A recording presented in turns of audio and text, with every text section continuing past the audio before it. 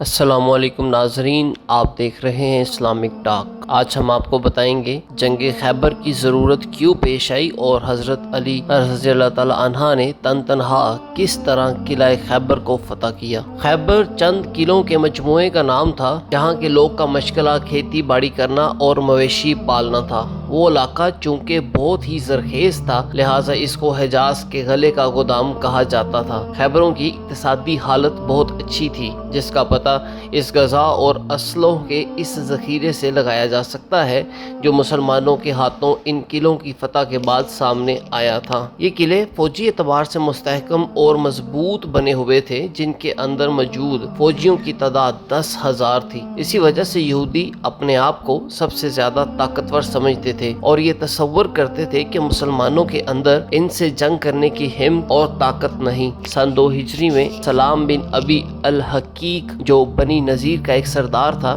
اور خیبر کے یہودیوں کی لیڈرشپ اس کے ہاتھ میں آ گئی تھی، اس نے قبیلہ غطفان اور دوسرے مشرک قبیلوں کو جمع کر کے مسلمانوں کے خلاف جنگ کرنے کی خاطر بڑی فوج تیار کر لی۔ اس کی ان فتنہ انگیزیوں کی وجہ سے مسلمانوں کے ہاتھوں اس کے قتل ہو جانے کے بعد خیبریوں نے اس کی جگہ اسیر بن زارم کو اپنے سردار چن لیا۔ اس نے بھی اسلام دشمنی کی وجہ سے ان قبائل کو اسلام کے خلاف اکسایا۔ پیغمبر اکرم والی دو جہاں صلی اللہ علیہ وآلہ وسلم نے گزشتہ دشمنیوں اور جھگڑوں کو مصالحت کے ساتھ حل کرنے کے لیے عبداللہ بن رواحہ کی سرپرستی میں ایک وفد اس کے پاس بھیجا تاکہ اس کو راضی کر سکے۔ وہ جب عبداللہ بن رواحہ اور اپنے کچھ یہودی ساتھیوں کے ساتھ ایک وفد کی صورت میں مدینہ کی طرف آ رہا تھا تو راستے میں اپنے اس فیصلے سے نادم ہوا اور اس نے سوچا کہ عبداللہ کو قتل کر دے۔ چنانچہ طرفین کو اس جھڑپ میں وہ اور اس کے ساتھی مارے گئے اور اس طرح پیغمبر صلی اللہ علیہ وآلہ وسلم کی یہ مصالحت آمیز کوشش کارگر نہ ہو سکی۔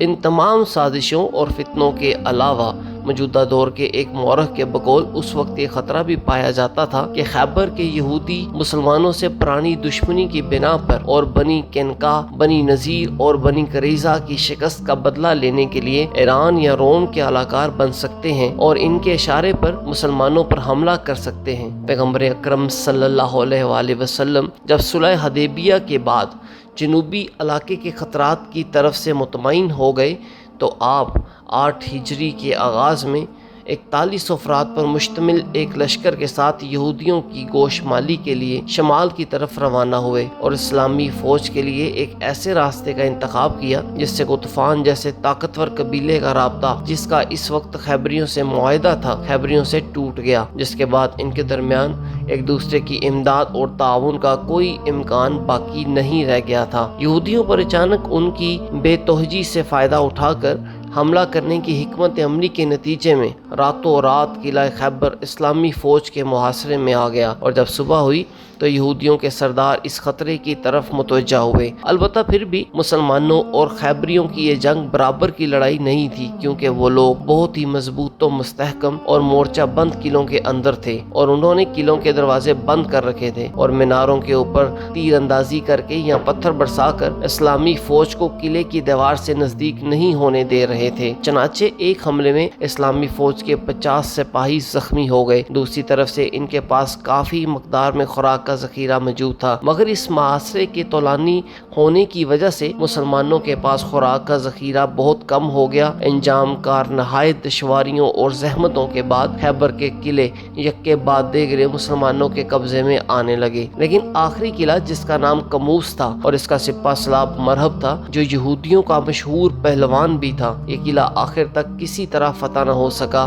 اور اسلامی فوج کے سپاہی اس پر قبضہ نہ کر سکے۔ ایک روز پیغمبر صلی اللہ علیہ وآلہ وسلم نے اسلامی فوج کا پرچم ابو بکر رضی اللہ تعالی عنہ اور دوسرے روز عمر رضی اللہ تعالی عنہ کے حوالے کیا اور فوج کو ان کے ساتھ یہ قلعہ فتح کرنے کے لیے روانہ کیا، لیکن دونوں افراد کسی کامیابی اور فتح کے بغیر رسول خدا صلی اللہ علیہ وآلہ وسلم کے پاس واپس آ گئے۔ آپ صلی اللہ علیہ وسلم نے یہ صورتحال دیکھ کر ارشاد فرمایا، کل میں یہ پرچم اس شخص کو دوں گا جس کے ہاتھوں خداوند عالم اس قلعے کو فتح کرائے گا۔ وہ ایسا شخص ہے جو خدا اور رسول اکرم صلی اللہ علیہ وآلہ وسلم کو دوست رکھتا ہے اور خدا اور اس کے رسول بھی اسے دوست رکھتے ہیں، وہ قرار غیر فرار ہوگا۔ اس رات پیغمبر صلی اللہ علیہ وآلہ وسلم کے تمام صحابہ کی یہی آرزو تھی کہ کل پیغمبر صلی اللہ علیہ وسلم اسلامی فوج کا پرچم اس کے حوالے کر دیں۔ جب سورج طلوع ہوا، پیغمبر صلی اللہ علیہ وسلم نے فرمایا علی رضی اللہ تعالیٰ عنہ کہاں ہیں؟ سب نے عرض کی کہ علی رضی اللہ تعالیٰ عنہ کو عشوب